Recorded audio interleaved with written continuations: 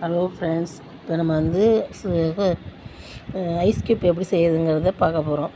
இப்போ 3 இதுலேயும் எலுமிச்சம்பழத்தை இந்த மாதிரி பிழிஞ்சு எடுத்து வச்சுக்கணும். எடுத்து வச்சுக்கிட்டு அதில் 3த்துலேயும் சுகர் ஆட் பண்ணிக்கணும். 3 ஸ்பூன் சுகர் ஆட் பண்ணிவிட்டு மாதிரி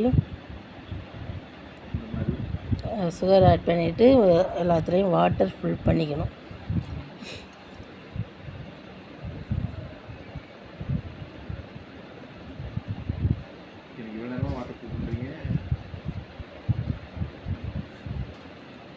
மூணுத்துலேயும் வாட்டர் ஃபில் பண்ணிக்கிட்டு இதை வந்து நம்ம க்ளோஸ் பண்ணி ஃப்ரீசரில் வச்சோம்னா ஐஸ் க்யூப்பு நமக்கு ரெடி.